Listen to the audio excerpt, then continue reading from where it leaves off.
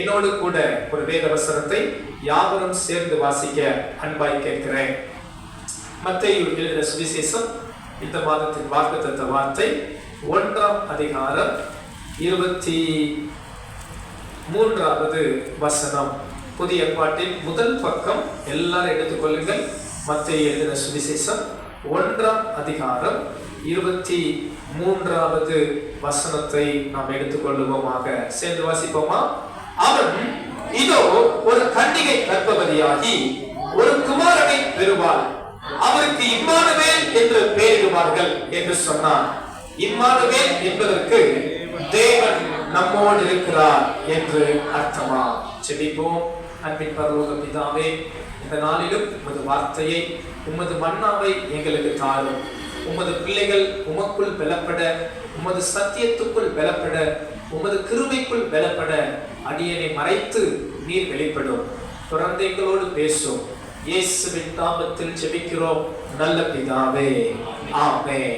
தேவன் நம்மோடு இருக்கிறார். அருகாமையில் இருக்கிறவர்களை பார்த்து சொல்லுங்கள், தேவன் நம்மோடு இருக்கிறார். எத்தனை பேர் அதை விசுவாசிக்கிறீங்க? ஆண்டவர் என்னோடு கூட இருக்கிறார். ஆண்டவர் என்னோடு கூட இருந்து நடத்துகிறார். என் குடும்பத்தோடு இருக்கிறார், என் பிள்ளைகளோடு இருக்கிறார், என் சபையோடு இருக்கிறார். கர்த்தர் கொடுத்த வாக்குத்தத்தம், அவர் இம்மானுவேல், அவர் நம்மோடு இருக்கும்படி இந்த பூமிக்கு வந்தார், மரித்தார், ரத்தம் சிந்தினார். இன்றைக்கு ஆவியான தேவனாய் நம்மோடு கூட அவர் அசைவாடிக் கொண்டிருக்கிறார். விசுவாசிக்கிறவங்க ஆமென் சொல்லலாமா? அல்லேலூயா. இந்த வாரம் முழுவதும் தேவன் நம்மோடு இருப்பதை குறித்ததான சிந்தனைகளுக்குள்ளாய் கர்த்தர் நம்மை நடத்தி கொண்டு வருகிறார். முதல் வாரம் பார்த்தோம், கர்த்தர் நம்மோடு இருக்கும்போது ஒரு ஜெயம் நமக்கு தருகிறார். கர்த்தர் நம்மோடு இருக்கும்போது ஒரு தெய்வீக பாதுகாப்பு நமக்கு வைத்திருக்கிறார். கர்த்தர் நம்மோடு இருக்கும்போது ஒரு தெய்வீக ஆசீர்வாதத்தை நமக்கு தருகிறார் என்று பார்த்தோம். கடந்த வாரம் பார்த்தோம், நாம் உபவாச ஜெபத்தில் கர்த்தரோடு இருக்க வேண்டும். உபவாசம் ஒரு மனம் திரும்புதலுக்கு அடையாளம். உபவாசம் ஒரு தாழ்மைக்கு அடையாளம். உபவாசம் தேவனை தேடுவதற்கு ஒரு அடையாளம். உபவாசம் செவ்வையான வழி நேரே நம்மை திருப்புவதற்கு ஒரு அடையாளம். உபவாசம் ஒரு தீவிரமான வேண்டுதலுக்கு அடையாளம் என்று கடந்த வாரம் பார்த்தோம். இந்த நாளில் கூட கர்த்தர் நம்மோடு கூட இருப்பேன் என்று வாக்கு கொடுத்தார். இந்த கேள்வியை நான் உங்ககிட்ட கேட்க விரும்புறேன். பக்கத்துல இருக்கவங்களை பார்த்து கேளுங்க, தேவன் உங்களோடு இருக்கிறாரா? இந்த பாஸ்டர் கேட்டுட்டீங்க. இப்பதான் ஆண்டவர் உங்களோடு இருக்கிறாருன்னு சொன்னீங்க. ஆண்டவர் உங்களோடு இருக்கிறதுனால வர ஆசீர்வாதம் சொன்னீங்க. தேவன் நம்மளோடு இருக்கிறாரான்னு கேட்கிறீங்களே அப்படி நீங்க கேட்கலாம். ஆனா நான் தாழ்மையா சொல்றேன், தேவன் நம்மோடு இருக்க விரும்புகிறார், நம்மோடு இருக்கிறார், நம்மோடு இருந்து ஆசீர்வதிக்கிறார். ஆனால் பல தேவ பிள்ளைகள் வாழ்க்கையில தேவன் அவர்களோடு கூட இருப்பதில்லை. பல தேவ பிள்ளைகள் வாழ்க்கையில, பல ஜனங்களுடைய வாழ்க்கையில யார் இருப்பதில்லை? தேவன் அவர்களோடு கூட இருப்பதில்லை. இந்த காலை நேரத்துல தேவனையும் நம்மையும் பிரிப்பது எது? உங்களையும் ஆண்டவரையும் பிரிக்கிற காரியம் எது? சோத்திரம். எத்தனை பேர் தெரிஞ்சுக்கணும்னு ஆசைப்படுறீங்க? உங்களையும் தேவனையும் எது பிரிக்கும்? உங்களையும் ஆண்டவரையும் இணைந்திருக்க விடாதபடி, தேவன் உங்களோடு கூட இருக்க விடாதபடி எது பிரிக்கிறது? எது தடையா இருக்கிறது? நம்ம எல்லாருக்கும் ஒண்ணு தெரியும். ஏசாயா தீர்க்கதரிசன புஸ்தகம் 59ஆம் அதிகாரம் 2வது வசனம். யாருக்கு ஒரு தெரிந்த வார்த்தை? வாசிக்க பார்க்கலாம். ஏசாயா 59 2வது வசனம். உங்கள் அக்கிரமங்களே உங்களுக்கும் உங்கள் தேவனுக்கும் நடுவாக பிரிவினையை உண்டாக்குகிறது. அன்பானவர்களே, அந்த வசனத்திலே ஆண்டவர் அழகாய் சொல்லி வைத்திருக்கிறார். இஸ்ரவேல் ஜனங்களுடைய அக்கிரமம், தேவ பிள்ளைகளுடைய பாவம் தேவனுக்கும் நமக்கும் எதை உண்டாக்கி விட்டதா? பிரிவினையை உண்டாக்கி விட்டது.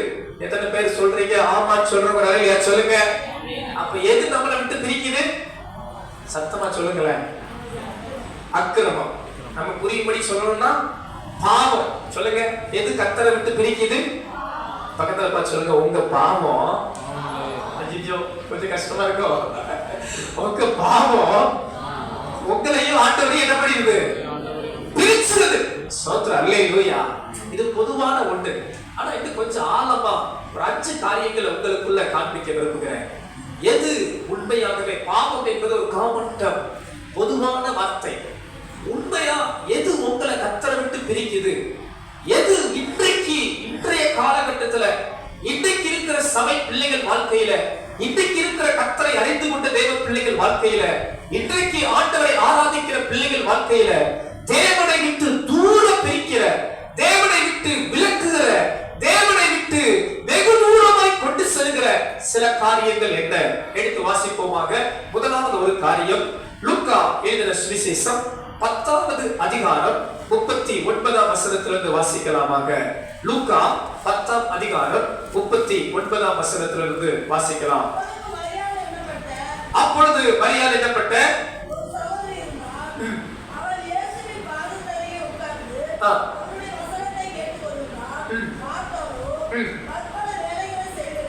மார்த்தாளோ பற்பல வேலைகளை செய்வதினால் மிகவும் வருத்தமடைந்து அவரிடத்தில் வந்து, ஆண்டவரே, நான் தனியே வேலை செய்யும்படி என் சகோதரி என்னை விட்டு வந்திருக்கிறதை குறித்து உமக்கு கவலை இல்லையா?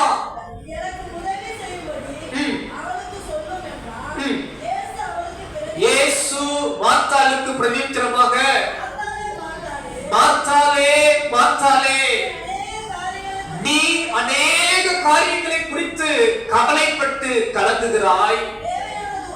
எல்லாரையும் கூட சேர்ந்து சொல்லுங்க, தேவையானது ஒன்றே. மரியாள் தன்னை விட்டு எடுபடாத நல்ல பங்கை தெரிந்து கொண்டாள் என்றார். ஒரு ஆமென் சொல்லுவோமா? ஆமென், அல்லேலூயா. இந்த சம்பவம் நாம் அறிந்திருக்கிறோம். இயேசு தமது ஊழியத்தில் வரும்போது ஒரு கிராமத்துக்கு வருகிறார். அந்த கிராமத்தில் ஒரு அன்பான குடும்பம் இருந்தது. மார்த்தாள், மரியாள் என்கிற சகோதரிகள் வசிக்கிற ஒரு குடும்பம். அவர்கள் பெற்றோர் ஒருவேளை மரித்திருக்க கூடும், நமக்கு அதை குறித்த விளக்கம் தெரியவில்லை. அப்படி இருந்த அந்த 2 சகோதரிகள் இயேசுவை ஆவலாய் வீட்டுக்கு அழைத்துக் கொண்டார்கள். இயேசுவை ஆவலாய் வரவைத்து அவருக்கு ஏதாவது செய்ய வேண்டும், கனப்படுத்த வேண்டும் என்று விரும்பினார்கள். இயேசுவும் அந்த வீட்டுக்கு வந்தார். நன்றாய் கவனியுங்கள், இயேசு வந்தால் ஒருவராய் வந்திருக்க மாட்டார். இயேசு வரும்போது 12 சீசர்கள் குறைந்தபட்சம், அதோடு கூட அநேக ஸ்திரீகளும் இயேசுவோடு கூட இருந்தார்கள். இப்படி வேத பண்டிதர்கள் கணக்கிடுகிறார்கள், ஒருவேளை ஒரு 70 பேர் அந்த வீட்டுக்கு போயிருக்க கூடும் குறைந்தபட்சம். இல்லை, அப்படி என்று நீங்கள் சிந்திக்காவிட்டால் கூட இயேசுவும் 12 சீசர்களும் ஒரு 13 பேராவது அந்த வீட்டுக்கு போயிருக்க கூடும். அப்படி 13 விருந்தாளிகள் வந்திருக்கிறார்கள். அப்படி வந்தபோது இயேசு பிரசங்கிக்கிறார். அந்த பிரசங்கத்தை கேட்கவும் ஒரு கூட்ட ஜனங்கள் வந்திருக்க கூடும். இப்படி அநேகர் வந்திருக்கிறார்கள். மற்றவர்களை உபசரிக்க மார்த்தாள் தீவிரமான வேலை செய்து கொண்டிருக்கிறார். மரியாள் இயேசுவின் அருகே அமர்ந்து வசனத்தை கேட்டுக் கொண்டிருக்கிறார். என்னோடு கூட சற்று இந்த வார்த்தையை கவனியுங்கள், நன்றாய் கவனியுங்கள். மார்த்தாள் ரொம்ப பற்பல வேலைகளை செய்வதில் கவலைப்பட்டுக் கொண்டிருந்தார். வேதம் சொல்கிறது, மார்த்தாளோ பற்பல வேலைகளை செய்வதில் மிகவும் வருத்தம் அடைந்து ஆண்டவர்கிட்ட வந்து ஜெபம் பண்றார். ஆண்டவர் சொன்னார், மார்த்தாளே, மார்த்தாளே, நீ அநேக காரியங்களை குறித்து கவலைப்பட்டு கலங்குகிறாய். அன்பானவர்களே, இந்த காலை நேரத்தில் நான் விசுவாசிக்கிறேன், நான் பார்க்கிற ஒரு காரியம், இன்றைக்கு அநேக தேவ பிள்ளைகள் வாழ்க்கையில தேவனை விட்டு பிரிக்கிற ஒரு பெரிய காரியம் என்ன தெரியுமா? அவங்க ரொம்ப பிஸி. நம்மளாம் ரொம்ப பிஸி. பிஸியா இல்லாதவங்க ஒரு அல்லேலூயா சொல்லுங்க பார்க்கலாம். பாஸ்டர், நான் எப்பவும் ஃப்ரீ தான். அப்படி யாராவது இருக்கிறீங்களா? சிலர் பாருங்க, சும்மா இருந்தா கூட பிஸியா இருப்பான். போனோட பிஸி நிறைய இருக்கு, தனியாத்தோட டிவியோட பிஸி, ஃப்ரெண்டோட பிஸி, இப்படி பல காரியத்துல மக்கள் பிஸி. மார்த்தாள் கிச்சன்ல பிஸி, சிலர் கிச்சன்ல பிஸி. மார்த்தாள் எதுல பிஸியா இருந்தாங்க? சோத்திரம், கிச்சன்ல பிஸி. அல்லேலூயா. மார்த்தாளோ பற்பல வேலைகளை செய்வதில் மிகவும் வருத்தம் அடைந்தார். அன்பானவர்களே, இன்னைக்கு முதல் காரியம், நிறைய பேர் ரொம்ப busy. No time for God, no time. கடந்த நாட்கள்ல நான் ஒரு சின்ன வீடியோ கிளிப் பார்த்தேன். அமெரிக்க தேசத்துல ஒருத்தர் எல்லாத்தையும் போய் கேட்டுக்கொண்டிருந்தார். Do you believe Jesus? அமெரிக்க தேசம், தமிழ்நாடு, இந்தியா, வட இந்தியா எல்லாம் கிடையாது. அமெரிக்க தேசத்துல Do you believe God அப்படி கேட்கும்போது ஸ்டாண்டர்ட் சொல்றாங்க no time. என்னவா? No time. எங்களுக்கு நேரம் இல்லை ஆண்டவரை நம்புறதுக்கு, ஆண்டவரை ஆராதிப்பதற்கு, ஆண்டவர் கிட்ட வர்றதுக்கு என்ன இல்லையா? நேரம் இல்லை. பிஸி. அன்பானவர்களே, நான் இதை இப்படி புரிந்து கொள்றேன். மார்த்தாள் ஆண்டவரை நேசிக்காதவங்க அல்ல, மார்த்தாள் இயேசுவை ரொம்ப நேசிச்சவங்க. இயேசுவை நேசினால்தான் கூப்பிட்டு வந்திருக்கிறாங்க, ரொம்ப நேசித்தான். இன்னைக்கு அநேக ஆண்டவர் ரொம்ப நேசிக்கிறேன்னு சொல்றவங்க கூட, ஆண்டவரை நம்புறவங்க கூட, ஆண்டவரை ஆராதிக்கிறவங்க கூட செய்யற தப்பு என்னன்னா, இந்த இடத்துல நான் எப்படி பார்க்கிறேன்னா, இயேசு அழகா ஒரு காரியத்தை சொன்னார். மார்த்தாளே மார்த்தாளே, நீ அநேக காரியங்களை குறித்து கவலைப்படுற, தேவையானது ஒன்று. மரியாள் தன்னை விட்டு எடுபடாத நல்ல பங்கை தெரிந்து கொண்டார். அதெல்லாம் கவனிக்கப்பானவர்களே, இங்க ஆண்டவர் மார்த்தாளுக்கு கற்றுக் கொடுக்க விரும்பின ஒரு பாடம் என்ன தெரியுமா? ஒன்றை காட்டிலும் மரியாள் தேவையானதை பிடிச்சுக்கிட்டான், முக்கியமானதை பிடிச்சுக்கிட்டான்.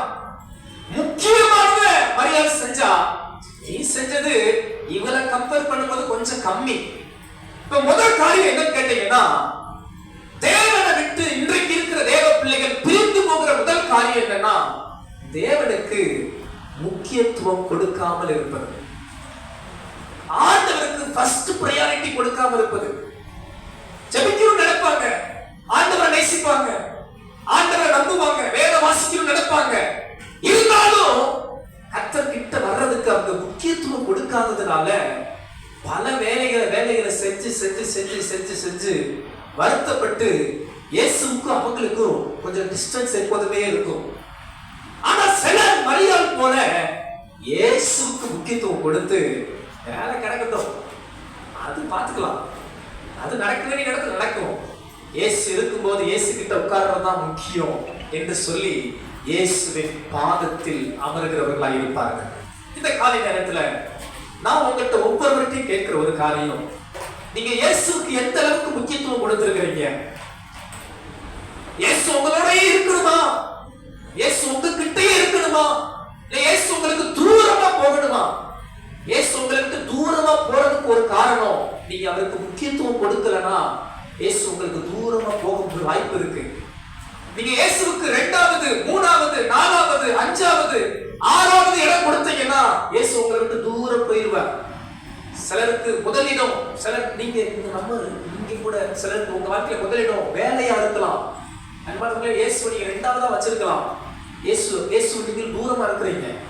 சிலர் இயேசு படிப்பு கூட முதலிடம் வச்சிருக்கலாம், இயேசுவை 2வதா வச்சிருப்பீங்க, அது உங்களை தூரமா கொண்டு போயிடும். சிலர் உங்க பணத்தை முதலிடமா வச்சிருக்கலாம், இயேசுவை 2வது வச்சிருப்பீங்க, அது உங்களை தூரமாக்கும், இயேசுவை விட்டு தூரமாக்கும். சிலர் உறவுகளை தூக்கி முதலிடம் வச்சிருப்பீங்க, இயேசுவை 2வதா வச்சிருப்பீங்க, அது உங்களை இயேசுவை விட்டு என்ன ஆக்கிறோம்? சத்தமா சொல்லுங்க பார்க்கலாம், தூரமாக்கிறோம். சிலர் இப்படி நிறைய சொல்லிக்கிட்டே இருக்கலாம். வேலைகளை கூட சிலர் பிஸி, எப்ப பார்த்தாலும் பிஸி, டைமே இல்லைன்னுவாங்க. நான் தாழ்மையா சொல்லுவேன், டைத்தை கொடுத்தது யாரு? கர்த்தர். அந்த கர்த்தருக்கு நீங்க டைம் இல்லைன்னு சொன்னா அதை காட்டிலும் வருத்தமான வார்த்தை வேற எதுவுமே இல்லை.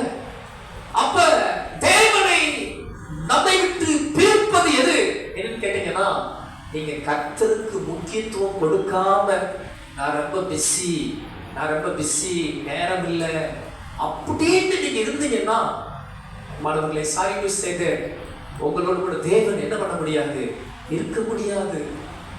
தேவனை விட்டு நீங்க கொஞ்சம் தூரமாவே இருப்பீங்க, அது உங்களை தேவனை விட்டு பிரிச்சிடும். ஆனா நீங்க கர்த்தருக்கு முதலிடம் கொடுத்தீங்கன்னா கர்த்தர் உங்களோடயே இருப்பார். பாத்தீங்கன்னா சிலர் பிஸின்னு சொல்லி கர்த்தரை விட்டு தூரம் போவாங்க, சிலர் சோம்பேறித்தனத்தால கர்த்தரை விட்டு தூரம் போவாங்க. சிலருக்கு செய்யறதுக்கு ஒண்ணுமே இருக்காது, இருந்தாலும் என்ன பண்ண மாட்டாங்க, ஆண்டவரோட இருக்க மாட்டாங்க, இருந்தாலும் ஆண்டவரோடு கூட உறவாட மாட்டாங்க. சரி அப்புறம் பார்த்துக்கலாம், நாளைக்கு ஜெபிச்சுக்கலாம், நாளைக்கு உபவாசிச்சுக்கலாம், நாளைக்கு வேத வாசிக்கலாம், நாளை சிலருக்கு பேரே நாளை.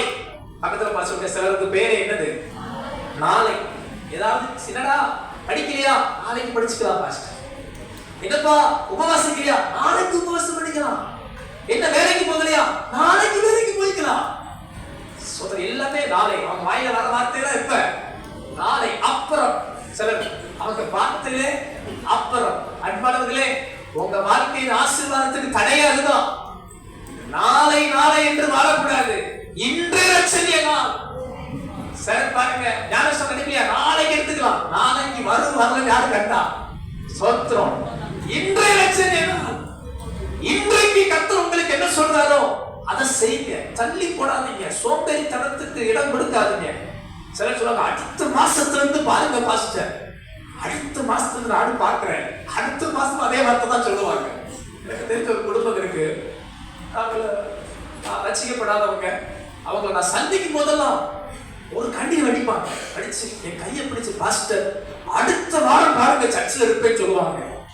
எப்ப என்னோட சேர்ந்து சொல்லுங்க, என்னது அடுத்த வாரம் பாருங்க பாஸ்டர், நான் எங்க இருக்கிறேன்? சர்ச்சில் இருக்கிறேன். 3 வருஷமா சொல்லிக்கிட்டு இருக்கிறாங்க. எத்தனை வருஷம்? 3 வருஷமா சொல்றாங்க. நானும் மாசத்தோட அவங்களை பார்ப்பேன். என்ன பிரதர், என்ன சிஸ்டர் அப்படின்னா 3 வருஷம் இதே டைலாக் தான், மாற்றமே இல்லை. எனக்கு தெரியும், இது அவங்களுக்கு போகும்போது தெரியும், இவங்க நீங்க இந்த சொல்ல போறாங்க. ஒரு கண்ணீர் வடித்து அடுத்த வாரம் பாருங்க பாஸ்டர், அடுத்த வாரம் ஞாயிற்றுக்கிழமை பாஸ்டர். ஆமாமா, வாரம் ஞாயிற்றுக்கிழமை வரதான் செய்யுது. ஞாயிற்றுக்கிழமை கேட்டுக்குவாங்க, அடுத்த வாரம் ஞாயிற்றுக்கிழமை தான் பாஸ்டர். 9 மணிக்கு தான் பாஸ்டர் ஆராதனை. ஆமாமா, 3 வருஷமா சொல்லிக்கிட்டு தாங்க. அன்பானவர்களே, தேவனை விட்டு நம்மளை பிரிக்கிறது என்ன தெரியுமா? நீங்க கர்த்தருக்கு முக்கியத்துவம் கொடுக்கலன்னா, நிறைய வேலை இருக்கு, உண்மைதான். வேலைக்கு போகாம நீங்க சாப்பிட முடியாது, தொழில் செய்யாம உங்களுக்கு வருமானம் இல்லை, படிக்காம முன்னேற முடியாது. ரைட், எனக்கு தெரியும், எல்லாம் உண்மைதான். ஆனால் முதலாவது தேவனுடைய ராஜ்யத்தையும் அவருடைய நீதியை தேடுகிற உணர்வு நம்ம எல்லாருக்கும் வேண்டும். விசுவாசிக்கிறவங்க கரங்களை உயர்த்தலாமே சொல்லலாமா? ஆமென், அல்லேலூயா.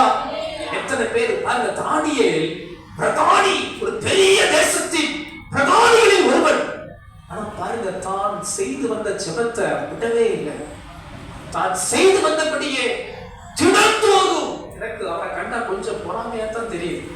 பெரிய நாட்டோட பிரதம மந்திரியில ஒருத்தன், பெரிய முக்கிய அமைச்சர்கள் ஒரு நபர். அவர் பாருங்க, தான் குறித்த நேரத்தை விடவே இல்லை.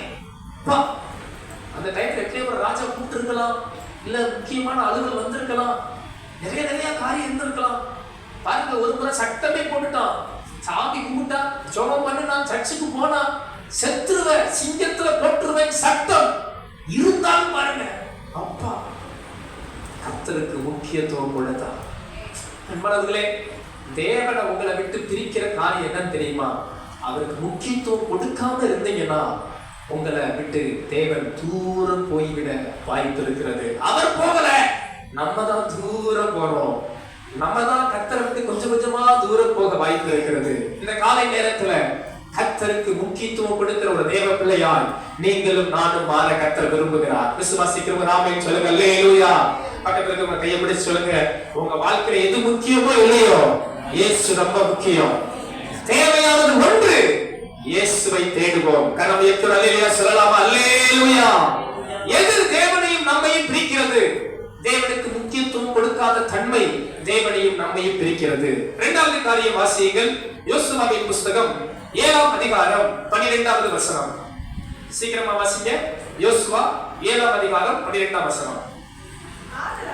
ஆதலால் இஸ்ரவேல் புத்திரர் அவர்கள் சத்துருக்களுக்கு முன்பாக நிற்க கூடாமல் தங்கள் சத்துருக்களுக்கு முதுகை காட்டினார்கள்.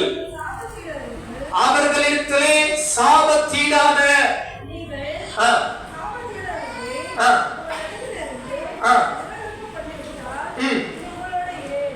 பாருங்க, ஆண்டவர் சொல்லுகிறார், உங்கள் நடுவில் இருக்கிற சாபத்தீடானதை நீங்கள் விலக்காவிட்டால் நான் உங்களிடத்தில் இரேன் என்று கர்த்தர் சொல்லுகிறார். தொடர்ந்து வாசிங்க.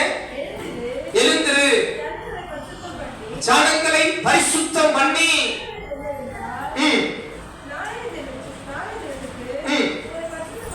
நாளைய தினத்துக்காக நீங்கள் உங்களை என்ன பண்ணிவிடுங்கள்? பரிசுத்தம் பண்ணிக் கொள்ளுங்கள். இஸ்ரவேலரே, சாபத்தீடானது உங்கள் நடுவே இருக்கிறது. நீங்கள் நீங்கள்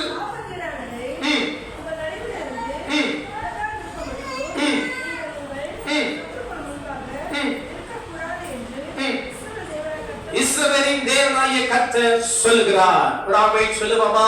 ஆமென் அல்லேலூயா. இரண்டாவது காரியம், எது தேவனையும் நம்மையும் பிரிக்கிறது? நல்லா கவனிங்க. இந்த சம்பவத்திலே இஸ்ரவேல் ஜனங்கள் கானானை சுதந்தரிக்க வந்து கொண்டிருக்கிறார்கள். நல்லா என்னை கவனிக்கணும், பிரசங்கம் பண்ணும்போது குறிப்பெடுக்கணும், வேடிக்கை பார்க்க கூடாது, பேசக்கூடாது. சரி, கானானை சுதந்தரிக்க போய் கொண்டிருக்கிறார்கள். அப்ப எரிகோ என்கிற பட்டணத்தில் வந்து அந்த பட்டணத்தை பிடிக்கிறார்கள். அந்த பட்டணத்தை ஆண்டவர் ஒப்பு கொடுத்து விட்டார். ஆண்டவர் சொன்னார், இந்த பட்டணத்திலிருந்து எந்த பொருளை எடுக்காதப்பா, இந்த பட்டணத்தில் இருக்க எல்லா பொருட்களும் சாபத்தீடானது, இதை எடுக்காத அப்படின்னு சொல்லிட்டார்.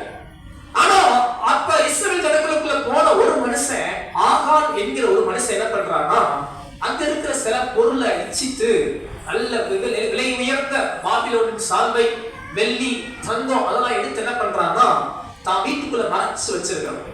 இப்படி மறைச்சு வச்சது யாருக்கும் தெரியாது, யோசுவாவுக்கு தெரியாது, இஸ்ரவேல் ஜனங்கள் ஒருவருக்கும் தெரியாது. அடுத்த நாள் இன்னொரு பட்டணத்தின் மேல ஒரு யுத்தம், ஆயி என்கிற பட்டணத்திலே ஒரு யுத்தம் வருகிறது. அந்த பட்டணம் ரொம்ப சின்ன பட்டணம். யோசுவா அனுப்பி பார்த்தா, சரி கொஞ்சம் பேர் போனா நீங்க ஜெயிச்சிடலாம், கொஞ்சம் பேர் மட்டும் போய் சண்டை கொடுங்க அப்படின்னு அனுப்பினா, அன்னைக்கு இஸ்ரவேல் ஜனம் தோத்து போயிடுச்சு. தோத்து போனோடனே யோசுவா அழுகுறான், காலையில இருந்து ஜெபம் பண்றான், ஆண்டவரே நாங்க தோற்கிற பிள்ளைகளா, நாங்க ஆண்டவருடைய பிள்ளைகள் அல்லவா, தேவன் எங்களோடு கூட இருக்கிறார்கள் அல்லவா என்று அழுகிறான். அப்ப ஆண்டவர் சொல்லுகிறார், உங்களுக்குள்ள சாபத்தீடானது இருக்கு, நான் விரும்பாதது உங்களுக்குள்ள இருக்கு, அதனால நான் உங்ககிட்ட என்ன பண்ண மாட்டேன், இருக்க மாட்டேன். முதல்ல அந்த சாபத்தீடான காரியத்தை நீ விலக்கி போட்டேன்னா உன் கூட நான் இருப்பேன் என்று கர்த்தர் சொன்னார். கரமேத்துராமே சொல்லுங்க அல்லேலூயா. இரண்டாவது காரியம் அன்பானவர்களே, எது தேவனையும் நம்மையும் பிரிக்குதுன்னு கேட்டீங்கன்னா, கர்த்தருக்கு பிரியமில்லாத உள்ளான வாழ்க்கை. எத்தனை பேர் ஆமென் சொல்றீங்க? பரிசுத்தம் இல்லாத உள்ளான வாழ்க்கை. இன்னைக்கு நான் உங்களை எல்லாரும் வெளிப்பிரகாரமா பாக்குறேன். எல்லாம் சூப்பரான ட்ரெஸ் போட்டிருக்கிறீங்க, நல்லா மேக்கப் பண்ணிருக்கிறீங்க, நல்லா சிலர் ஒயிட் போட்டிருக்கிறீங்க, நான் ஒயிட் சட்டை போட்டிருக்கிறேன். நாம ரசிக்கப்பட்டு ஞானஸ்தானம் எடுத்தவங்க கம்யூனியன் அன்னைக்காவது ஒயிட் போட்டுட்டு வாங்க, சோத்திரம். இல்லையா சொல்லுங்க அல்லேலூயா. என்ன பாஸ்டர் ஒயிட் போட்டா பரிசுத்தம் உள்ளவங்களா? சும்மா வெளிப்பிரகாரமா வெள்ளச்சட்ட பரிசுத்தம், உள்ள பரிசுத்தம் ரொம்ப அவசியம். சோத்திரம் சொல்லுங்க அல்லேலூயா. அப்படியாவது வெள்ளச்சட்டை போடும்போது ஐயோ உள்ள கொஞ்சம் எப்படி இருக்கணும், நம்ம பரிசுத்தமா இருக்கணும்னு என்ன நினைக்கணும், கொஞ்சம் நினைக்கிறதுக்காக என்ன பண்ணிக்கங்க, ஒரு ஆமென் சொல்ல மாட்டேன்றீங்களே. அல்லேலூயா. ஒவ்வொரு கிறிஸ்தவ பிள்ளைகளுக்கும் ஒயிட் ட்ரெஸ் இருக்கணும். இல்லாதவங்க காசு கொடுத்து வாங்கி வச்சுக்கோங்க. எத்தனை பேர் ஆமென் சொல்றீங்க? என்ன ஒரு மாதிரி பாக்குறீங்க? ஆமென். நான் ரொம்ப வெயில் பிரகாரத்தை ரொம்ப விரும்புற ஆள் கிடையாது. ஆனா அது ஒரு சின்ன அடையாளம். நம்ம ஒரு பரிசுத்தமான தேவ பிள்ளைகள் என்பதற்கு அது ஒரு சின்ன அடையாளம் தான். ஆனா ரொம்ப முக்கியம் என்ன கேட்டீங்கன்னா, உள்ள ரொம்ப முக்கியம். உள்ளான வாழ்க்கை ரொம்ப ரொம்ப ரொம்ப ரொம்ப ரொம்ப முக்கியம். இன்னைக்கு நீங்க சூப்பர் வெளிப்பிரகாரமா சூப்பரா இருக்கிறீங்க, நான் உங்க உள்ள எப்படி இருக்கு எனக்கு என்ன பண்ணாது தெரியாது. உண்மை கரெக்ட். ஏன்னா உங்க உள்ள எப்படிப்பட்ட உள்ளன்னு எனக்கு உண்மையாவே தெரியாது. அன்னைக்கு ஆகான் மறைத்து வைத்ததை யோசுவா அறியவில்லை, இஸ்ரவேல் ஜனங்கள் அறியவில்லை. ஆனா கர்த்தர் அதை பார்த்தார். இருதயத்தை ஆராய்ந்து அறிகிற கர்த்தர் அதை பார்த்துட்டு இஸ்ரவேல் ஜனங்களோடு கூட ஆண்டவர் அன்றைக்கு அவர்களோடு இல்லை. அன்பானவர்களே, நீங்க வெளியே எப்படினாலும் இருக்கலாம், வெளியே நல்லா ஜெபிக்கலாம், வெளியே சர்ச்சுக்கு வரலாம், வெளியே பெரிய பெரிய காரியம் செய்யலாம். உள்ள கொஞ்சம் சரி இல்லைன்னா, உங்க இதயம் சரியில்லைன்னா, தாழ்மையா சொல்றேன், உங்க உள்ளான வாழ்க்கையில தேவனுக்கு பிரியமில்லாதது இருக்குன்னா ஆண்டவர் உங்களோட இருக்கிறது கஷ்டம். உங்க உள்ளத்துல பகை, வெறுப்பு, கசப்பு, தேவனுக்கு பிரியமில்லாத அசுத்தமான வாழ்க்கை இருக்குன்னா தேவன் உங்களோடு கூட இருக்க முடியாது. உங்க மறைவான வாழ்க்கை எப்படி? நீங்க கூட்டத்தில் இருக்கும்போது எப்படி நான் கேட்கல, நீங்க தனியா இருக்கும்போது எப்படி இருக்கிறீங்க? நீங்க தனி வாழ்க்கை எப்படி இருக்கு? உங்க உள்ளான வாழ்க்கை எப்படி இருக்கு? உங்க இருதயம் நல்லா இருக்கா? உங்க இருதயம் சுத்தமா இருக்கா? வசனம் சொல்கிறது, இருதயத்தில் சுத்தமுள்ளவர்கள் பாக்கியவான்கள், அவர்கள் தேவனை தரிசிப்பார்கள். எத்தனை பேர் ஆமென் சொல்றீங்க? அல்லேலூயா. சத்தமா சொல்லுங்க அல்லேலூயா. எல்லாம் முகம் கொஞ்சம் வாடல் ஆயிடுச்சு. ராமையும் சொல்லுங்க, கவலைப்படாதீங்க. இயேசு கிறிஸ்துவின் ரத்தம் சகல பாவங்களை நீக்கி உங்களை சுத்திகரிக்கும். இதயத்தை எங்க பாச சுத்திகரிக்கிறது? ஆண்டவர் தான் சுத்தமாக்குகிறார். எத்தனை பேர் ராமையும் சொல்றீங்க? அல்லேலூயா. ஆனா இதயத்தை கொஞ்சம் வாட்ச் பண்ணணும். எரேமியா தீர்க்கதரிசன புத்தகம் 17ஆம் அதிகாரத்துல வாசிக்கிறோம். எடுத்து வாசிங்க பார்க்கலாம். எரேமியா 17ஆம் அதிகாரம் 9-10 வசனங்கள். சீக்கிரமா வாசிங்க. எரேமியா 17:9-10 சீக்கிரமா வாசிங்க. எல்லாவற்றை பார்க்கிலும் இருதயமே திருக்குள்ளதும். நல்லா கவனிங்க, அந்த வார்த்தை அடிக்கோடு போடுங்க. ஆண்டவர் சொல்றாரு பாருங்க, இருதயம் எப்படி இருக்கா? திருக்குள்ளது. அது கொஞ்சம் ஒரு டேஞ்சரான ஆளு. அது மகா கேடுள்ளது. ஸ்தோத்திரம். புதிய ஏற்பாட்டிலே நம்ம வாசிக்கிறோம், இருதயத்திலிருந்து அசுத்தம், குறைபாதம், மாம்சத்தின் கிரியை வெளிவருகிறது. தொடர்ந்து வாசிங்க. அதை நல்ல கவனிங்க, அதை அறியத்தக்கவன் யார்? கர்த்தராகிய நானே ஒவ்வொருவனுக்கும் அவனுடைய வழிகளுக்கும் செய்கைகளின் பலனுக்கும் தக்கதை கொடுக்கும்படிக்கு இருதயத்தை ஆராய்கிறவரும் உள்ள திரியங்களை சோதிக்கிறவருமாய் இருக்கிறேன். ஒரு ஆமென் சொல்லுங்க. அல்லேலூயா. அப்ப உங்க இருதயத்தை யார் ஆராய்ந்து பார்க்கிறார்? கர்த்தர் பார்க்கிறார். மனுஷன் முகத்தை பார்க்கிறார், கர்த்தரோ இருதயத்தை பார்க்கிறார். அப்ப இயேசுப்பா உங்க கூட இருக்கணும்னா உங்களை முதல்ல கர்த்தர் என்ன பார்ப்பார்? ஸ்தோத்திரம். புரிஞ்சுக்கிட்டீங்க? அல்லேலூயா. இயேசுப்பா உங்க கூட இருக்கணும்னா உங்க உங்க உங்க உங்க எது சுத்தமா இருக்கணும்? எது சுத்தமா இருக்கணும்? இருதயம் சரியில்லைனா இயேசுப்பா இருக்க மாட்டார். பக்கத்துல கைப்பிடிச்சு சொல்லுங்க, இதயம் சுத்தமா இருக்கணும். அல்லேலூயா. இதயம் நல்லா இல்லாட்டி யாரும் இருக்க மாட்டான். இயேசுப்பா இருக்க மாட்டாங்க. ஆகான் மறைத்து வச்சிருந்தான். நீங்க ஏதாவது மறைச்சு வச்சிருக்கீங்களா? கர்த்தருக்கு பிரியமில்லாதது உங்க வாழ்க்கையில மறைச்சு வச்சிருந்தா தயவா தூக்கி போட்டுருங்க. ஏன்னா அது கர்த்தர் உங்களோட இருக்க முடியாதபடி தடை பண்ணும். கர்த்தருக்கு பிரியமில்லாத குணம் உங்களுக்குள்ள இருக்கா? பாஸ்டர், நான் எப்படி கண்டுபிடிக்க? அதை எப்படி நான் தெரிஞ்சுக்க? கர்த்தருக்கு பிரியமில்லாத என்கிட்ட இருக்குன்னு சங்கீதக்காரன் அழகா சொல்றான். 19ஆம் சங்கீதத்துல எடுத்து வாசிக்க பாருங்கன்னா, 19ஆம் சங்கீதம் 12ஆம் வசனம் பாருங்க. சீக்கிரமா வாசிக்க பார்க்கலாம். சங்கீதம் 19:12 வாசிங்க. தன் பிள்ளைகளை உணர்கிறவன் யார்? மறைவான குற்றங்களுக்கு என்னை நீங்களாக்கும். எல்லாரும் சேர்ந்து கூட அந்த வார்த்தை சொல்றீங்களா? அருமையான வார்த்தை. எல்லாரும் சேர்ந்து சொல்லுமா? தன் பிள்ளைகளை உணர்கிறவன் யார்? மறைவான குற்றங்களுக்கு என்னை நீங்களாக்கும். எத்தனை பேர் ஆமென் சொல்றீங்க? அல்லேலூயா. மறைவான குற்றம். சிலர் பாருங்க, ஆண் இருந்தா ஏஞ்சல் கூட்டத்தில் அவங்க எப்படி தேவதூதர்கள் தனியா இருக்கும் போது, யாருமே பார்க்காத போது, யாருமே இல்லாத போது எப்படி இருப்பாங்க? ஸ்தோத்திரம். தேவதூதர்களுக்கு எதிர்ப்பது யாரு? அன்பானவர்களே, நீங்க தெரியுமா எத்தனை கிறிஸ்தவங்க மறைமுகமான பாவம் செய்யறாங்க தெரியுமா? எத்தனை தேவ பிள்ளைகள் மறைமுகமான பாவமான காரியம் செய்யறாங்க தெரியுமா? அன்பானவர்களே, சிலர் ஒளிச்சு வாழ்ந்தாங்கன்னாவே கவனமா இருக்க. ஏதோ சத்திக்கிறான். ஆனா தேவர் பாவம் செஞ்சு எங்க போனாங்க? சோத்திரம். இயேசுநாதர் ஆண்டவரே, என்னப்பா நீங்க கொடுத்த பாவம் சூப்பரா இருந்துச்சு, நன்மை தீமை அறியத்தக்க பாவம் இவ்வளவு டேஸ்டா இருக்கும் தெரியலையே அப்படின்னு வந்தாங்களா? தேவன் வர சத்தத்தை கேட்டு என்ன பண்ணாங்க? ஓடி ஒளிந்து கொண்டாங்க. நிர்வாணியால் என்பதா அல்ல, அவங்க ஆல்ரெடி அத்தியல் எல்லாம் போட்டுட்டாங்க.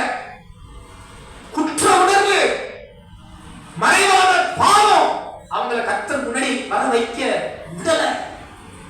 அன்பானவர்களே, மறைந்து மறைந்து மறைந்து செய்கிற பாவத்தை கர்த்தர் வெறுக்கிறார். மறைவான குற்றங்களை கர்த்தர் விரும்புகிறது அல்ல. உங்க தனி வாழ்க்கை, உள்ளான வாழ்க்கை பரிசுத்தமா இருக்க கர்த்தர் விரும்புகிறார். சங்கீதக்காரன் ஜெபிக்கிற, ஆண்டவரே வேதனை உண்டாக்குற வழியின் இடத்தில் உண்டோ என்று பார்த்து சத்திய வழியிலே என்னை நடத்தும். எத்தனை பேர் ஆமென் சொல்றீங்க? அல்லேலூயா. என் உள்ளான வாழ்க்கை பரிசுத்தமா இருக்கணும். எனக்கு உள்ள சுத்தமா இருக்கணும். அன்பானவர்களே, அன்றைக்கு பரிசேயர்கள் வெளியே சூப்பர், வெளியே நல்ல உபவாச ஜெபம் பண்ணுனா அவங்கள மாதிரி ஜெபிக்க முடியாது. பரிசேயர்கள் அவங்க மாதிரி வார்த்தையை சொல்ல முடியாது. அவங்க போட்டிருக்கிற அங்கி பெஸ்ட், எல்லாம் பெஸ்ட். ஆனா இயேசு சொல்றார், வெள்ளை அடிக்கப்பட்ட கல்லறை, வெளியே சூப்பர், உள்ள எலும்பு கூடு, நாற்றம், மோசம். அன்பானவர்களே, தாழ்மையா கேட்கிறேன், உங்க உள்ள எப்படி இருக்கு? உங்க மனசாட்சி உங்களை குறித்து எப்படி சொல்லுது? உங்க பேரை சொல்லி, பரவாயில்லப்பா, நீ உண்மையா கர்த்தரை தேடுற, நீ உண்மையா ஜெபிக்கிற, தேவனுக்கு பயப்படுற, தேவனுக்கு கீழ்ப்படிந்து நடக்கிற என்று உங்க மனசாட்சி சொல்ல முடியுமா? உங்க மனசாட்சி உங்களை குறித்து சாட்சி சொல்ல முடியுமா? இன்னைக்கு உலகம் பிறர் சாட்சியை நாடுது. அவங்க என்னை குறித்து பெருமையா பேசணும், இவங்க என்ன குறித்து பெருமையா பேசணும், அவங்க என்ன குறித்து பெருமையா பேசணும். நான் தாழ்மையா கேட்கிறேன், நீங்க உங்களை குறித்து சொல்லுங்க பார்க்கலாம். உங்க இதயத்தை குறித்து நீங்க சொல்லுங்க பார்க்கலாம். வேற யாரும் சொல்ல வேண்டாம், நீங்க இதே சொல்லுங்க. நான் உன்னை ஜெபம் பண்றேனா, வேதம் வாசிக்கிறேனா, நான் பாவம் செய்யாம இருக்கிறேனா, எனக்குள்ள பகை இருக்கா, எனக்குள்ள வெறுப்பு இருக்கா, பொறாமை இருக்கா, போட்டி இருக்கா, கர்த்தருக்கு பிரியமில்லாத வாழ்க்கை இருக்கா? நீங்க தெரியுமா, இத்தனை தேவ பிள்ளைகள் இன்னைக்கு தவறான வலைதளங்கள்ல போறவங்க இருக்கிறாங்க. ஆபாச வலைதளங்களில வாலிபர்கள் சிக்குண்டு இருக்கிறாங்க. வாலிப பிள்ளைகளை எச்சரிக்கையா இருக்க, போனை கொஞ்சம் கவனமா பயன்படுத்துங்க, போனை ஞானமா பயன்படுத்துங்க. டெக்னாலஜிக்காக ஸ்தோத்திரம். ஆனா இந்த டெக்னாலஜியை தவறா பயன்படுத்துறவங்க எத்தனை பேர் இருக்கிறாங்க? தேவையில்லாத வீடியோ கால்ஸ்ல எத்தனை நியூஸ் நாங்க பார்க்கிறோம் தெரியுமா? எச்சரிக்கையா இருக்க. உங்க மறைவான வாழ்க்கை எப்படி இருக்கிறது? ரொம்ப கவனம், ரொம்ப ரொம்ப கவனம். கர்த்தர் அவர் பார்க்கிறார். உங்க உள்ளான வாழ்க்கையின் பரிசுத்தத்தை கர்த்தர் விரும்புகிறார். விசுவாசிக்கிறவர் ஆமென் சொல்லலாமா? ஆமென், அல்லேலூயா. அஷ்டதரத்தை எப்படி காத்துக்கிறது? ஜெபத்தான், வேத வசனம் தான் உங்களை அனுதினம் பரிசுத்தப்படுத்தும். விட்டுறாதீங்க. சில சோதனைகள்ல நீங்க விழுந்தா மீண்டும் மீண்டும் எழுப்புங்க. கர்த்தர் உங்களை பலப்படுத்துவார், கர்த்தர் உங்களை தூக்கி நிறுத்துவார். உங்க உள்ளத்தை அவர் பரிசுத்தப்படுத்த தேவன் போதுமானவராய் இருக்கிறார். விசுவாசிக்கிறவர் ஆமென் சொல்லுங்க, அல்லேலூயா. உங்களை பரிசுத்தப்படுத்தவே ஆண்டவர் வந்தார். ஆண்டவர் சொன்னார், நான் பரிசுத்தராய் இருக்கிறது போல நீங்களும், சத்தமா சொல்லுங்க பார்க்கலாம், பரிசுத்தராய் இருங்கள். அல்லேலூயா. அப்ப தேவன் விரும்புகிற உண்டு உள்ளான பரிசுத்த வாழ்க்கை. அப்ப தேவனை உங்களை விட்டு பிரிக்கிறது உண்டு. தேவனுக்கு பிரியமில்லாத அசுத்தம் உங்களுக்குள்ள இருந்தா உங்களை கர்த்தரையும் உங்களையும் அது பிரிச்சிடும். கர்த்தர் கடமையை ஆமென் சொல்லுவோமா? ஆமென், அல்லேலூயா. கர்த்தர் நல்லவர், அவர் கிருபை என்றும் உள்ளது. ஆமென் சொல்லுவோமா? அல்லேலூயா. எது தேவனை விட்டு பிரிக்கிறது? தேவனுக்கு பிரியமில்லாத அசுத்தமான உள்ளான வாழ்க்கை நம்மையும் தேவனையும் பிரிக்கிறது. மூன்றாவது காரியம் சீக்கிரமா வாசிக்கலாம். ஆதியாகமத்தின் புஸ்தகம் 3ஆம் அதிகாரம் 17 - 24 வசனம். சீக்கிரமா வாசிங்க. ஆதியாகமம் 3ஆம் அதிகாரம் 17ஆம் வசனம் மட்டும் வாசிங்க. ஆதியாகமம் 3:17 சத்தமா வாசிக்க பார்க்கலாம். பின்பு அவர் ஆதாமை நோக்கி,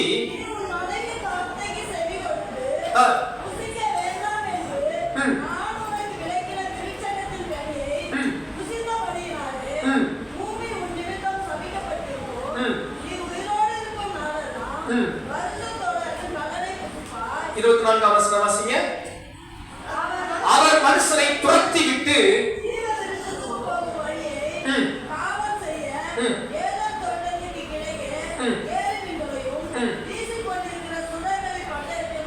ஆமென், அல்லேலூயா சொல்லுங்க, அல்லேலூயா.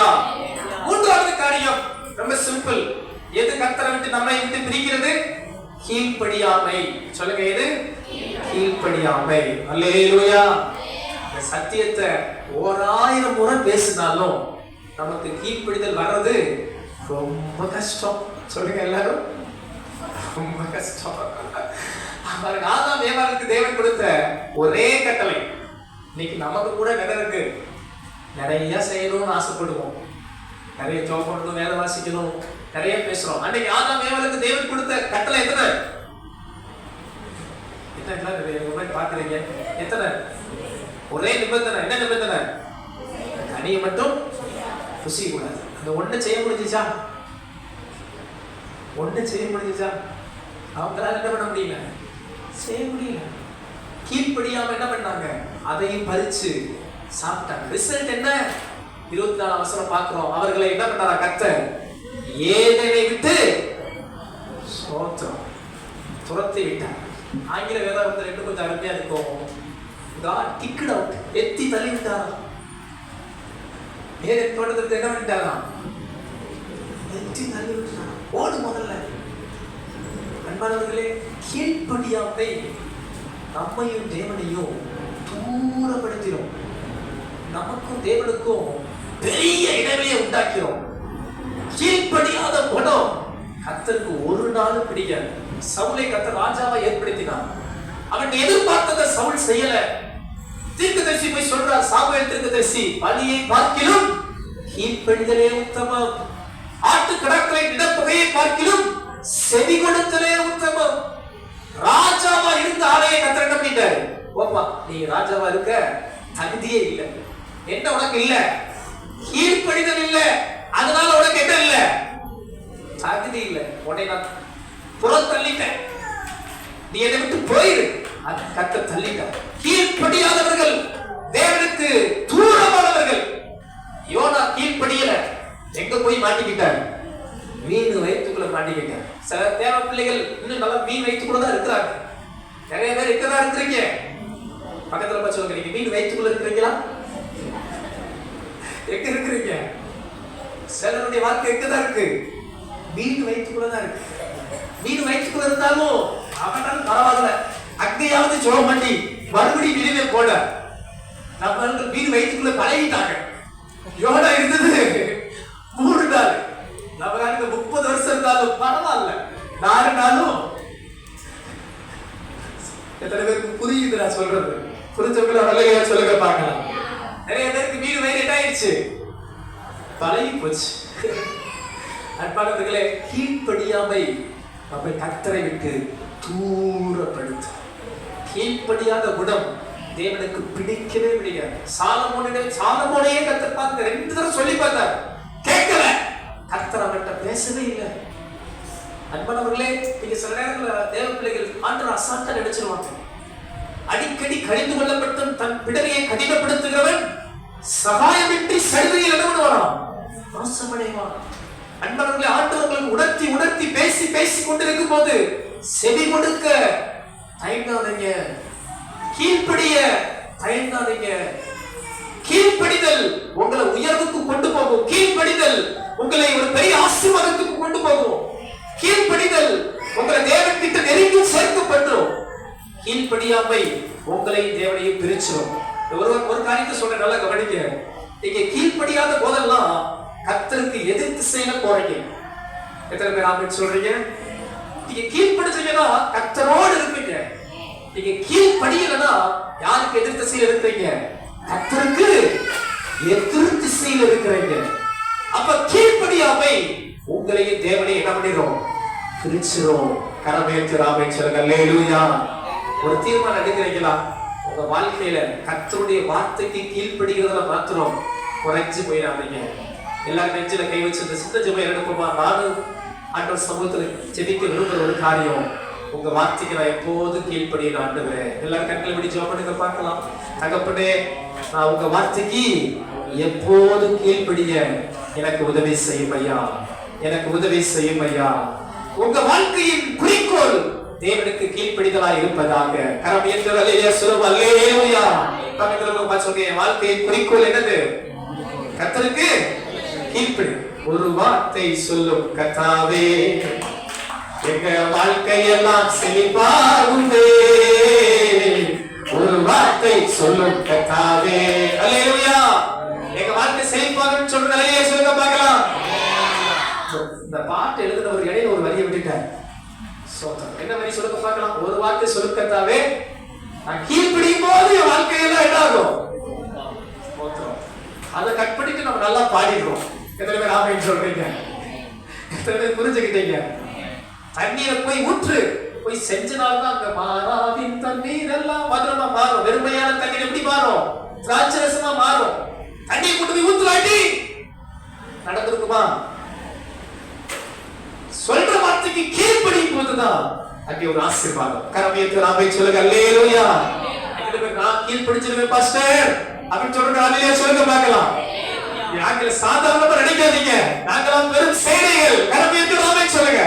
அல்லேலூயா. கீழ்ப்படிக்கிற வாலிபர்கள் ஒரு ஆமென் சொல்லுங்க பார்க்கலாம். பின்னாடி இருக்க தம்பிமார்கள்லாம் அல்லேலூயா. கர்த்தர் உங்களை ஆசீர்வதிப்பாராக. கீழ்ப்படிக்கிறவர்கள் தேவனுக்கு ரொம்ப பிரியமானவர்கள். கீழ்ப்படிக்கிற பிள்ளைகளை கர்த்தர் நிச்சயமாகவே ஆசீர்வதிப்பார். கீழ்ப்படியாமை நம்மையும் தேவனையும் தூர பிரிச்சிரும். சரி, 4வது காரியம் சீக்கிரம் 5 நிமிஷத்துல முடிக்க போறேன். 4வது காரியம் எடுத்து வாசிங்க. உபாகமத்தின் புஸ்தகம் 4ஆம் அதிகாரம் 7ஆம் வசனம். சீக்கிரமா வாசிங்க. உபாகமம் 4:7ஆம் வசனம். சீக்கிரம் வாசிங்க. நம்முடைய தேவனாகிய கர்த்தர் நம்ம தேவனாகிய கர்த்தரை நாம் தொழுது போதெல்லாம் அவர் நமக்கு அருள்வாய்க்கிறவர்.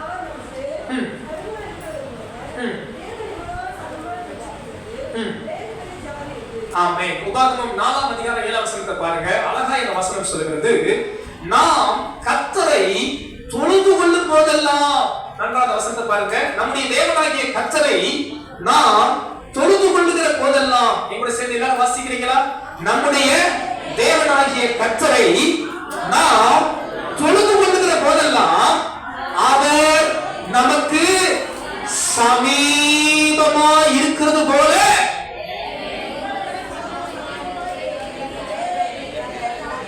ஆமென். எப்ப ஆண்டவர் நமக்கு சமீபமா இருக்கிறார்? சத்தமா சொல்லுங்க. எப்ப நாம் அவரை கர்த்தரை தொழுது கொள்ளுகிற போதெல்லாம் அவர் நமக்கு எப்படி இருக்கிறார்? சமீபமா இருக்கிறார். கரமேற்று அல்லேலூயா சொல்லுங்க. அல்லேலூயா. உங்களுக்கு கர்த்தர் எப்படி இருக்கிறார்? சமீபமா இருக்கிறார். ஆனா நீங்க கர்த்தரை தொழுது கொள்ளலன்னா, நீங்க கர்த்தரை தொழுது கொள்ளலன்னா, நீங்க கர்த்தரை ஆராதிக்கலன்னா அவர் உங்களுக்கு எப்படி இருப்பார்? சொல்லுங்க. எப்படி இருப்பார்? சத்தமா சொல்லுங்களேன். உங்களுக்கு தான் கர்த்தர் தூரமா இல்ல, ஏன்னா நீங்க எல்லாம் தொழுது கொள்ள வந்துட்டீங்கல்ல, அதனால சந்தோஷமா சொல்லுங்க. கர்த்தரை தொழுது கொள்ளாதவங்களுக்கு கர்த்தர் எப்படி இருப்பாரா? தொழுது கொள்ளுகிறவர்களுக்கு அவர் எப்படி இருக்கிறார்? அவர் சமீபமா இருக்கிறார். கரமேற்றி ஆமென் சொல்லலாம். அல்லேலூயா. ஆண்டவர் இந்த வாக்குத்தத்தம், என் நாமத்தை பிரஸ்தாபப்படுத்துகிற எந்த ஸ்தானத்திலும் நான் வந்து உங்களை ஆசீர்வதிப்பேன். ஆமென் சொல்லுங்க. அல்லேலூயா. இன்னைக்கு கர்த்தரை தொழுது கொண்ட எல்லா தேவ பிள்ளைகளே, உங்களை கர்த்தர் ஆசீர்வதித்திருக்கிறார், உங்களோடு கூட இருக்கிறார். ஆனா தொழுது கொள்ளாதவர்களோடு, ஆராதிக்காதவர்களோடு கர்த்தர் சமீபமா இல்ல, தூரமா இருக்கிறார். எனக்கு இன்னொரு கேள்வி இருக்கு. இன்னைக்கு நீங்க சர்ச்சுக்கு வந்துட்டீங்க, ஆராதனைக்கு வந்தீங்க, கர்த்தரை ஆராதிச்சீங்களா? என்னப்பா சக்தி ஒரு கேள்வி கேட்குறீங்க? ஆமா, உங்க சரீரம் இருக்கு. இன்னைக்கு நீங்க உண்மையா கர்த்தரை ஆராதிச்சீங்களா? உண்மையா நன்றி சொன்னீங்களா? கர்த்தரை துதிச்சீங்களா? கர்த்தரை ஸ்தோத்திரம் பண்ணீங்களா? ஆளு பிரசன்ட். சொல்லுங்க பக்கத்துல பார்த்து, நம்ம இன்னைக்கு பிரசன்ட். நான் இங்க வந்திருக்கோம், கர்த்தரை ஆராதிச்சோமா? அதுக்கு பதில் உங்ககிட்ட தான் இருக்கு, எனக்கு தெரியாது. நீங்க ஆராதிச்சீங்களா இல்லையாங்கிற பதில் யாருக்கு தான் இருக்கு. நீங்க உண்மையா கர்த்தரை தொழுது கொண்டுட்டு போனீங்கன்னா கர்த்தர் உங்களுக்கு எப்படிதான் இருப்பாரு? சமீபமா. சரி, இன்னைக்கு ஞாயிற்றுக்கிழமை எப்போதும் வழக்கம் போல் நாம் எங்க போகணும்? சர்ச்சுக்கு போகணும். போயிட்டு ஏதோ பாஸ்டர் 4 வார்த்தை பேசுவார், 4 கத்துவார், கேட்டுட்டு 2 பாட்டு பாடுவாங்க, கடமைக்கு பாடிட்டு எப்படா 11 மணி ஆகுது, முடிச்சுட்டா சோத்துறோம், வீட்டுக்கு வந்து கறியை சாப்பிட்டோமா, இழுத்து புத்தி தூங்கணுமா, அப்படி நினைச்சல் இருந்தீங்கன்னா நீங்க கர்த்தரை என்ன பண்ணல? கர்த்தரை தொழுது கொள்ளுதல் வித்தியாசம். கர்த்தரை தொழுது கொள்றது ஒரு பெரிய மனம் வாஞ்ச விருப்பம். அந்த பாடல் பாடும்போது கர்த்தரை தொழுது கொள்றவங்க சாதாரணமா இருக்க முடியாது. உள்ளத்துல இருந்து பாடல் வரும், நன்றி வரும், துதி வரும், ஸ்தோத்திரம் ஆட்டோமேட்டிக்கா வரும். ஆமா, சிலர் பார்த்த 10 வருஷம் சர்ச்சுக்கு வந்தாலும் ஒரு பாட்டு தெரியாது. ஏதாவது ஒரு பாட்டை பாடுங்கன்னா பாட்டா அப்படின்னு தேடுவாங்க.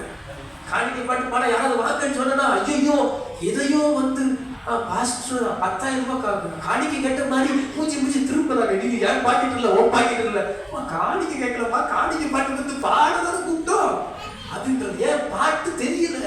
வீட்டுல பாடுனாதானே, வீட்டுல துதிச்சாதானே, வீட்டுல தொழுது கொண்டாதானே பாட்டு வரும். உங்களெல்லாம் சொல்லல, நிறைய சமையல நடக்கிறத சொல்றேன். சொல்லுங்க. இன்னும் யாரும் வர மாட்டேங்குது. சகோதரர்கள் கையில ஒரு அலைகளை சொல்லுங்க பார்க்கலாம். அல்லேலூயா. தொழுது கொண்டீங்களா? இன்னைக்கு கர்த்தருக்கு நன்றி சொன்னீங்களா? இன்னைக்கு ஒரு 100 முறையாவது ஸ்தோத்திரம் சொல்லிட்டு ஒரு அலையா சொல்லுங்க பார்க்கலாம். ஒரு 100 ஸ்தோத்திர பலியாவது எடுத்தீங்களா? எதுக்கு வந்திருக்கிறோம்? ஆலயத்துக்கு தொழுது கொள்ள, கர்த்தரை ஆராதிக்க. நீங்க கர்த்தரை தொழுது விட்டா கர்த்தர் உங்களுக்கு எப்படி இருப்பார்? சமீபமா இருப்பார். ஆராதனை நேரத்துல வேடிக்கை பார்த்துக்கிட்டு, பராக் பார்த்துக்கிட்டு, அங்க யார் வர்றா, இங்க யார் வர்றா, பக்கத்துல யார் இருக்கிறா, என்ன ட்ரெஸ் போட்டிருக்கிறாங்க, இந்த மாதிரி சோழி எல்லாம் இருக்க கூடாது. எத்தனை பேர் ஆமென் சொல்றீங்க? இது கர்த்தரை சந்திக்கிற நேரம், ஆராதனை தேவனோடு உறவாடுகிற நேரம், தேவனை மகிமைப்படுத்துகிற நேரம், கர்த்தருக்கு துதிகளை ஏறெடுக்கிற நேரம். சிறு பிள்ளைகளுக்கு கூட சொல்றேன், கொஞ்சம் 6, 7, 8 வயசு வந்துட்டா ட்ரெயின் பண்ணிருங்க. பெற்றோர் ஆராதனையில் எந்திரிச்சு வெளியே போறது, நடக்கிறது, உட்கார்றதெல்லாம் கவனம். 2 மணி நேரம் தான். ஆதி நாட்கள்ல நானும் ஒரு பாஸ்டர் பேசிக்கிட்டு இருந்தோம். பாஸ்டர் முன்னாடி எல்லாம் 5 மணி நேரம் ஆராதனை நடத்துவோம். 5 மணி நேரம் ஆள் எந்திரிக்க கூடாது, எந்திரிச்சா அவ்வளவுதான். ஒரு முறை எனக்கு ஒரு சம்பவம் ஞாபகம் இருக்கு, சொல்லிடுறேன். அப்ப நான் வாலிப நாட்கள்ல ஒரு பாஸ்டர்ஸ் மீட்டிங் நான் போயிருக்கிறேன். அப்ப நான் ரொம்ப யங்கர் ஏஜ். அப்போ ஒரு பாஸ்டர் பிரசங்கம் பண்ணிக்கிட்டு இருக்காரு. அப்ப நான் இந்த மைக் சிஸ்டம் எனக்கு கொஞ்சம் போட தெரியும்.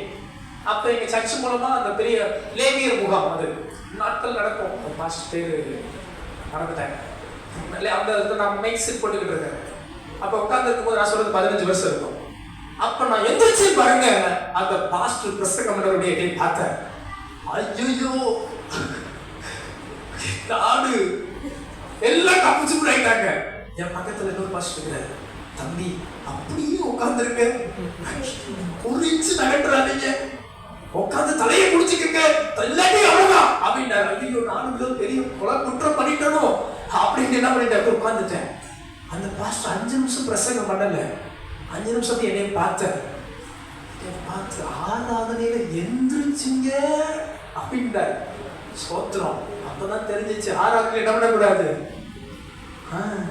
இன்னைக்கு ஆராதனையில ஆவியானவர் அசைவாடுறாரோ இல்லையோ, விசுவாசிகள் எல்லாம் என்ன பண்ணுவாங்க, ஸ்கூலுக்குள்ள 2 மணி நேரம் உட்கார முடியும், வேலையில போனா 10 மணி நேரம் உட்கார முடியும், சர்ச்சில் வந்தா 2 மணி நேரம் உட்கார்றதுக்கு என்ன பண்ண மாட்டேங்குது.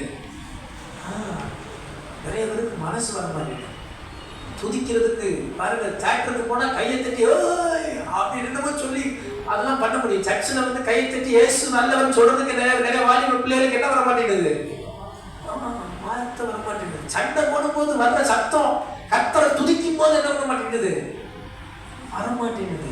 நாங்களாம் அப்படி இல்லைன்னு சொல்றவங்க நல்ல கையை தட்டி ஏசப்பாவை ஸ்தோத்திரம் பண்ணுங்க பார்க்கலாம். நல்ல கையை தட்டி 2 நிமிஷம் ஆண்டவரை துதிக்க வந்த நாம், தொழுது கொள்ள வந்த நாம், உயர்த்த வந்த நாம், ஆராதிக்க வந்த நாம், கர்த்தரை மகிமைப்படுத்த வந்த நாம், அவர் நமக்கு சமீபமாக இருக்கிறார். நாம் அவரை தொழுது கொள்ளும் போதெல்லாம் அவர் நமக்கு சமீபமாக இருக்கிறார். விசுவாசிக்கிறவங்க அல்லேலூயா சொல்லலாமா? அல்லேலூயா. கர்த்தர் இறங்கி வந்துட்டாருன்னு நினைக்கிறேன். உங்க மேல எல்லாம் கர்த்தருடைய ஆசீர்வாதம் இருக்கு. விசுவாசிக்கிறவங்க ஆமென் சொல்லுங்க.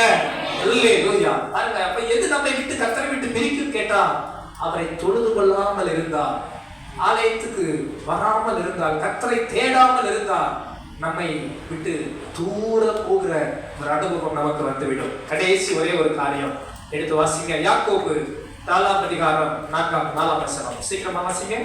யாக்கோபு 4ஆம் அதிகாரம் 4ஆம் வசனம். விபச்சாரிகளே, உலக சிநேகம் தேவனுக்கு விரோதமான பகை என்று அறியீர்களா? ஆகையால் உலகத்துக்கு சிநேகிதனாய் இருக்க விரும்புகிறவன் தேவனுக்கு பகைஞனாய் இருக்கிறான். ஆமென் சொல்லுங்க. அல்லேலூயா. எது தேவனையும் நம்மையும் பிரிக்கிறது? அன்பானவர்களே, கடைசி காரியம் உலக சிநேகம். பக்கத்துல சொல்லுங்க, உலக சிநேகம். தேவனை உங்களை என்னாக்கிறோம், பிரிச்சிரும். தேவனுக்கு நமக்கும் பகையை கொண்டு வந்துவிடும். எது உலகத்தின் காரியம்? கண்களின் இச்சை, மாம்சத்தின் இச்சை, ஜீவனத்தின் பெருமை உலகத்தில் உண்டானது. உலகத்தின் மேல அதிக நாட்டம் இருந்தா நீங்க தேவனுக்கு பிரியமா வாழ்றது கஷ்டம். உலக ஆசை ரொம்ப இருந்துச்சுன்னா ஏசப்பாவை பிரியப்படுத்துறது ரொம்ப கஷ்டம். உலகத்தின் ஈர்ப்பு அதிகம் இருந்துச்சுன்னா கர்த்தருக்கு சிநேகிதராய் வாழ்வது ரொம்ப கூடாத காரியம். வார்த்தை சொல்றது, ஆண்டவருடைய வார்த்தை, உலகத்துக்கு சிநேகிதனாய் இருக்க விரும்புகிறவன் தேவனுக்கு எப்படி இருக்கிறானா? பகைஞனாய் இருக்கிறான். அன்பானவர்களே, இன்னைக்கு நான் உங்களை பார்த்து கேட்கிறேன், நீங்க உலகத்துக்கு சிநேகிதரா, உலகத்துக்கு பகைஞரா? நீங்க உலகத்துக்கு பகைஞரா இருந்தீங்கன்னா தேவனுக்கு எப்படி இருப்பீங்க? சிநேகிதரா இருப்பீங்க. நீங்க உலகத்துக்கு சிநேகிதரா இருந்தீங்கன்னா அதை எப்படி பசங்க நான் புரிஞ்சுக்கிறது? உலகத்தில் இருக்கிற வழிகள், உலக ஆசாபாசங்கள், உலக பதவி, உலக பணம், உலக இச்சை, உலகத்தின் போக்கிலே நீங்க போவீர்களானால் நீங்கள் தேவனுக்கு பகைஞனா இருப்பீர்கள். ஃபர்ஸ்ட் பணம் வைக்க கூடாதா? நீங்க எல்லாரும் ஐஸ்வர்ய சம்பூர்ணரா இருக்க தேவன் விரும்புகிறார். ராமே சொல்லுங்க அல்லேலூயா. ஏன் ஜெபம், ஏன் விசுவாசம்? நீங்க எல்லாம் நல்ல கோடீஸ்வரரா இருக்கணும். ராமே சொல்ல பண்ணிட்டீங்க, வேணாம் பாஸ்டர், இருக்கிறது போதும் அப்படி நினைக்கிறீங்களோ? வேணாப்பா. பணம் வைப்பது பாவம் அல்ல. உங்களை கர்த்தர் பணக்காரரா வச்சிருந்தா ஸ்தோத்திரம், உங்களை கர்த்தர் கோடீஸ்வரரா வச்சிருந்தா ஸ்தோத்திரம். நானும் ஜெபம் பண்றேன், நம்ம சபையில நிறைய கோடீஸ்வரர்கள் எழுப்பணும், கோடீஸ்வரர்கள் வரணும், கோடீஸ்வரர்கள் எழுப்பணும். என்ன ஒரு ராமன் சொல்ல மாட்டேங்கிறீங்க? தப்பு இல்ல, பணம் வச்சிருக்கிறது என்ன இல்ல, தப்பு இல்ல. வேதம் சொல்லுது பணம் எல்லாவற்றுக்கும் உதவும். பணம் நிறைய வச்சிருந்தா நல்லா ஊழியத்துக்கு கொடுப்பீங்க. நான் ஜெபம் பண்றேன், எனக்கு நல்ல கோடிகள் கொடுங்க, நான் நல்லா ஊழியத்துக்கு கொடுக்கணும், ஊழியம் செய்யணும், ஊழியத்துக்கு செய்யணும் அப்படின்னு நான் ஜெபம் பண்றேன். நம்ம மாதிரி பாக்குறீங்க, என்ன பாஸ்டருக்கு பண ஆசை வந்து சொல்லல. இல்ல, பணம் வச்சிருக்கிறது தவறல்ல, பண ஆசைதான், பண இச்சை தான் இருக்கக்கூடாது. உங்களுக்கு சொல்லட்டுமா? நீங்க நினைக்காதீங்க பெரிய பணக்காரர்களுக்கு தான் பண ஆசை உள்ளவர்கள். பணக்காரங்க நிறைய பேர் பண ஆசை இல்லாத இருக்காங்க தெரியுமா? பெரிய கோடீஸ்வரர்கள் அவங்களுக்கு என்ன ஆசை இல்லை தெரியுமா? பண ஆசை இல்லைன்னா ஒண்ணுமே இல்லாத பண ஆசையோட இருக்கிறத பார்த்துருக்கீங்களா? நான் பார்த்துருக்கிறேன். பிச்சை எடுக்கிற நிலைமையில இருக்கிறவங்க வார்த்தைக்கு நீ புரிஞ்சுக்கிறதா சொல்றேன். கையிருக்கிற நிலைமையில இருக்கிறவங்க கூட பண ஆசையோட இருக்க முடியும். ஒன்றும் இல்லாதவங்க கூட எப்படி இருக்க முடியும்? பண ஆசையோட வாழ முடியும். எத்தனை பேர் கிட்ட மொபைல் பாக்குறீங்க? நீங்களாம் கண்டுபிடிச்சது இல்லையோ? ஒரு நாள் நான் பண ஆசையின் அடையாளத்தை குறித்து ஒரு நாள் பேசுறேன், கவனிங்க, நல்லா கவனிங்க. பணத்தின் மேல நமக்கு மோகம் இருக்கக்கூடாது, அதுக்கு மேல ஒரு நாட்டம் இருக்கக்கூடாது. அந்த கொடுத்த ஸ்தோத்திரம் நல்லா பயன்படுத்துங்க, கர்த்தர் நாம மகிமைக்காக பயன்படுத்துங்க, கர்த்தர் நாம மகிமைக்காக இடம் வாங்குங்க, வீடு கட்டுங்க, சந்தோஷமா இருங்க, சமாதானமா இருங்க. பணத்தை நம்பி வாழாதீங்க. அதை வச்சு கர்த்தருக்காக, ராஜ்யத்துக்காக செலவு செஞ்சு நீங்க ஆண்டவர் நாமத்தை மகிமைப்படுத்துங்க. ஆனா அதை முழுசா நம்பி இருக்க கூடாது. உலக இச்சையை முழுசா நம்பி இருக்க கூடாது. உலக சிநேகத்தை நம்பி இருக்க கூடாது. உலகத்தில் இருக்கிற வழிகளை நம்பி இருக்க கூடாது. ஒரு ஐஸ்வர்யவான் வந்தான், ஆண்டவர் சொன்னார், வாப்பா எல்லாத்தையும் விற்று தரித்திரத்தை கொடுத்து என்னை பின்பற்றி வா அப்படின்னு சொன்ன உடனே என்ன பண்ணிட்டான்? திரும்பி போயிட்டான். யூதாஸ் காரியத்தை பாருங்க, இயேசுவை காட்டி கொடுக்க 30 வெள்ளிக்காசுக்கு ஒப்பு கொடுத்துதான். உலகத்தின் மேல நாட்டம். லோத்தின் மனைவியை பாருங்க, ஆண்டவர் காப்பாற்றி கொண்டு வந்தாலும் உலகத்தின் மேல ஆசை. திரும்பி பார்த்தான். சிம்சோன் நல்ல அபிஷேகம் பண்ணப்பட்டவன், தரிசனம் உள்ளவன், இச்சையின் மேல ஒரு ஆசை, விழுந்துவானா. இன்னைக்கு நீங்க உலகத்துக்கு பின்னாடி இருக்கிறீங்களா, கர்த்தருக்கு பின்னாடி இருக்கிறீங்களா? பக்கத்துல இருக்க கையை பிடிக்கிற எல்லாரும் நீங்க உலகத்தை ரொம்ப நேசிச்சீங்கன்னா இயேசுக்காக வாழ முடியாது. நான் சொல்ற வார்த்தையெல்லாம் சொல்லுங்க. உலக ஆசை இருக்க கூடாது, உலக சிநேகம் நமக்கு வேண்டாம், கண்களின் இச்சை வேண்டாம், ஜீவனத்தின் பெருமை வேண்டாம், மாம்ச இச்சை வேண்டாம், பண ஆசை வேண்டாம். பணம் வேணும்னு சொல்லல, நமக்கு விபிஎஸ் நிறைய பணம் தேவை இருக்கு, சரிங்களா? பண ஆசை தான் வேண்டாம். சொல்லுங்க, பண ஆசை வேண்டாம். அப்புறம் உலக சிநேகத்தை ரொம்ப நம்பாதீங்க. சொல்றீங்க அல்லேலூயா. உலக சிநேகம் கர்த்தரை உங்களை விட்டு பிரிச்சிடும். பாருங்க, இயேசு அழகா ஓமை சொல்லும்போது முள்ளுக்குள்ள விழுந்த விதை என்னாச்சாம்? வளரும் போது முள்ளும் சேர்ந்து வளர்ந்துச்சாம். முள்ளுக்கு ஆண்டவர் அழகா ஒரு உதாரணம் கொடுக்கிறார். சிற்றின்பம், உலக ஆசை, இப்பிரபஞ்சத்தின் மேல் உள்ள ஆசை, சிற்றின்பமும் சேர்ந்து வளர்றதுனால அந்த செடியை நெருக்கி போட்டு விட்டுதான். அன்பானவர்களே, இன்னைக்கு அநேக தேவ பிள்ளைகளால ஏன் அதிகமா பலன் கொடுக்க முடியல, அதிகமா ஏன் ஆசீர்வதிக்கப்பட முடியல, அதிகமா ஏன் வளர முடியலன்னா உலக கவலையும் அவங்களை ஒடுக்குறதுனால அவங்களால ஆசீர்வாதமா இருக்க முடியல. நீங்களும் நான் அந்த உலகத்தார் அல்ல, உன்னத ஆசீர்வாதத்துக்குரியவர்கள். எத்தனை பேர் ஆமென் சொல்றீங்க? உன்னத ஆசீர்வாதத்தை கர்த்தர் வைத்திருக்கிறார். அல்லேலூயா சொல்லலாமா? அல்லேலூயா. எத்தனை பேருக்கு பரலோகத்தை பார்க்கணும் ஆசை? நேரா உட்காருங்கப்பா. எத்தனை பேருக்கு பரலோகத்தை பார்க்கணும் ஆசை? எத்தனை பேருக்கு பரலோகத்தின் மேல நாட்டம் இருக்கு? எத்தனை பேருக்கு தேவ சாயலாய் மாற வேண்டும் என்று ஆசை இருக்கு? அல்லேலூயா சொல்லுங்க. அல்லேலூயா. ஆனா இந்த பரலோகத்தை குறித்த பாட்டெல்லாம் நம்ம எங்கதான் பாடிறோம் தெரியுமா? எங்க பாடுறோம் சொல்லுங்க கொஞ்சம். எங்கதான் பாடுறோம்? நான் இன்னைக்கு ஒரு 5 பாட்டாவது பாடணும்னு நினைச்சிருக்கேன். இந்த உங்களுக்கு அசைன்மெண்ட், இந்த 5 பாட்டையும் அடுத்த வாரம் வர வரைக்கும் பாடணும். சொல்லுங்க. இன்ப இயேசு ராஜாவை நான் பார்த்தால் போதும், மகிமையில் அவரோடு நான் வாழ்ந்தால். இதை பாடிட்டே இருந்தா உலக ஆசை வராது. இன்ப இயேசு ராஜாவை நான் பார்த்தால் போதும், மகிமையில் அவரோடு நான் வாழ்ந்தால் போதும். இந்த வாரக்குள்ள அந்த பாட்டு உங்க நாமல இருக்கணும். ஆமென். பரலோகமே என் சொந்தமே என்று காண்பேன். சிரிச்சுக்கிட்டே பாடுற பாடல். நீங்க எதுக்கு சிரிக்கிறீங்க தெரியல, ஆனா உண்மையிலே இது சந்தோஷமா பாடுற பாடல். சேர்ந்து பாடலாமா? பரலோகமே என் சொந்தமே என்று காண்பேனோ. அல்லேலூயா. இங்கே யாராவது தங்க போறீங்களா? இங்கே யாராவது இருக்கணும்? 1000 வருஷம் இருக்கணும், 10,000 வருஷம் இங்கே இருக்கணும் யாராவது ஆசைப்படுறீங்களா? நான் பரலோகம் போகணும்னு ஆசைப்படுறேன். எத்தனை பேர் ஆமென் சொல்றீங்க? அல்லேலூயா. ஆனந்தமா இன்ப காணா ஏகிடுவே தூய பிதாவின் முகம் தரிசிப்பே, தூய பிதாவின் முகம் தரிசிப்பே. தேவ சாயல் ஆக மாறி தேவனோடிருப்பே, நானும் தேவனோடிருப்பே. அந்த நாளும் நெருங்கிடுதே. வரைக்கும் அது நிறைவாய் நிறைவேறுதை சொல்லுவாங்களா? அந்த நாளும் நெருங்கிடுதே, அது நிறைவாய் நிறைவேறுதே. மண்ணின் சாயலை நோக்காமை தேத்தம் உன்னத சாயல் அடைந்தே, விண்ணவ சாயல் அடைந்தே. தேவ சாயல் தேவனோடிருப்பே, நானும் தேவனோடிருப்பே. எத்தனை பேர் வாஞ்சியா இருக்கிறீங்க? அல்லேலூயா.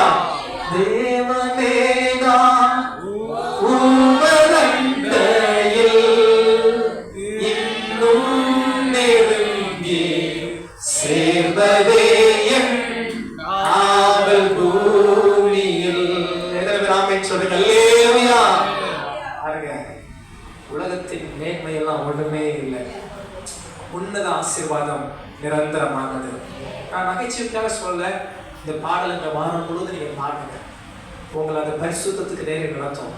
அது உங்களை உலக இச்சைக்கு வெளியே காக்கும். பவுல் சொல்றார், இனி நான் அல்ல, கிறிஸ்துவே என்னில் வாழ்கிறார். என்னை நான் சிலுவையில் அறைய ஒப்பு கொடுத்துட்டேன். இனி நான் அல்ல, கிறிஸ்துவே என்னில் வாழ்கிறார். இன்னைக்கு அநேக வாலிப பிள்ளைகளுக்கு உலகத்திற்கு மேல போகணும்னு நினைக்கிறீங்க. அவங்க உன்னத ஆசீர்வாதத்தை அறியல, உன்னத ஆசீர்வாதத்தை புரியல, இயேசு கிட்ட நெருங்கி சேரல. அவங்க இயேசுவுக்கு பகைஞராகவே இருக்கிறாங்க. நான் தாழ்மையா சொல்றேன், இயேசு உங்களை சிநேகிக்கிறார். இயேசுவுக்கு சிநேகிக்கிறா கிட்ட வாங்க, இயேசுவோடு கூட இருங்க. தேவன் நம்மோடு இருந்து நடத்துவார். கரம் ஏத்துறாமே சொல்லுங்க. அல்லேலூயா. 5 காரியம் தேவனை நம்மை விட்டு பிரிக்கிற ஒரு 5 காரியம். எத்தனை பேர் கேட்டிருக்கிறீங்க? முதல் காரியம், தேவனுக்கு முக்கியத்துவம் கொடுக்காத வாழ்க்கை தேவனை நம்மை பிரிச்சிடும். 2வது காரியம், தேவனுக்கு பிரியமில்லாத அசுத்தமான உள்ளான வாழ்க்கை நம்மை தேவனை விட்டு பிரிச்சிடும். 3வது காரியம், கீழ்ப்படியாமை நம்மையும் தேவனை விட்டு பிரிச்சிடும். 4வது காரியம், நீங்க கர்த்தரை தொழுது கொள்ளலன்னா, வித்தியாசம் இருக்கு. சர்ச்சுக்கு வரலன்னு நான் சொல்லல, கர்த்தரை நீங்க தொழுது கொள்ளல, தனிப்பட்ட முறையில நீங்க ஆராதிக்கலன்னா உங்களுக்கு தேவனுக்கு ஒரு தூரம் இருக்கும். 5வது காரியம், உலக சிநேகம் ரொம்ப இருந்தா நீங்க தேவனுக்கு சிநேகிதரா இருக்க முடியாது. உலகத்தின் மேல மோகம் அதிகம் இருந்தா அது உங்களையும் தேவனையும் தூரப்படுத்தும். எத்தனை பேர் மாறணும்னு விரும்புறீங்க? இயேசுப்பா கிட்ட இருக்கிற எத்தனை பேர் விரும்புறீங்க? கர்த்தர் நம்மோடு இருக்கணும் விரும்புறவங்க அப்படியே கண்களை மூடி ஒரு 2 நிமிஷம் மாத்திரம் ஜெபிக்க போகிறோம்.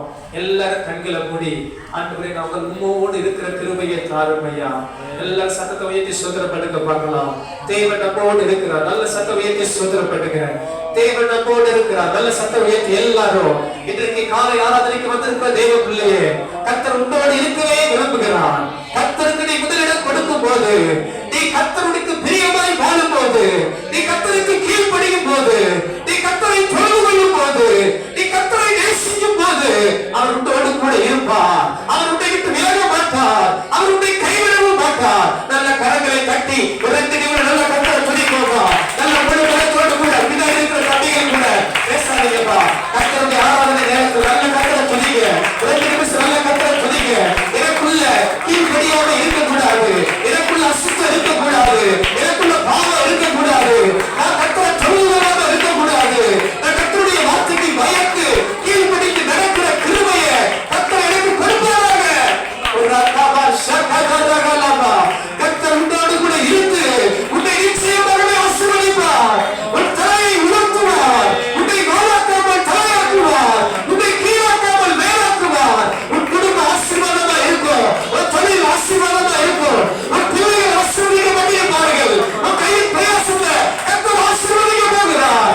இக்காபா ஷகதரகலபா. நல்ல துதிக்க தேவ பிள்ளையே, கர்த்தர் உண்மையில பிரியமா இருக்கிறபடியால் எந்த தீங்கு உன்னை தொட முடியாது. எந்த பாவமும் உன்னை தொட முடியாது. எந்த பிசாசு உன்னை தொட முடியாது. அநேகர் மேல ஒரு தேவ கரத்தை பார்க்கிறேன். ஒரு தேவ கரம் இறங்குகிறது. இந்த நேரத்துல தேவன் உன்னை விடுதலையாக்குகிறார். மகளே, மகளே, உன்னை தேவனுடைய விடுதலையாக்குகிறார். எலும்பு எலும்பு எலும்பு அனல்கள். கர்த்தர் உன்னில் பிரியமாய் இருக்கிறார். கர்த்தர் உன்னை சேவிக்கிறார். கர்த்தர் உன்னோடு கூடவே இருக்க விரும்புகிறார். ஒரு அக்காபா ஷதரகலபா. நன்றி தகப்பனே, நன்றி தகப்பனே. நல்ல கரங்களை உயர்த்தி எல்லாரும் தேவரே எங்களோடு கூடவே இருப்பீராக. நல்ல சத்தம் உயர்த்தி சொல்லுங்க பார்க்கலாம். தேவரே எங்களோடு கூடவே இருப்பீராக. நன்றி தகப்பனே. எங்களை தாழ்த்தி ஜெபிக்கிறோம். அந்த வார்த்தையின்படியே உடைய பிள்ளைகளை கன பண்ணி ஆசீர்வதியும். இயேசுவின் நாமத்தில் ஜெபிக்கிற நல்ல பிதாவே. ஆமென், ஆமென்.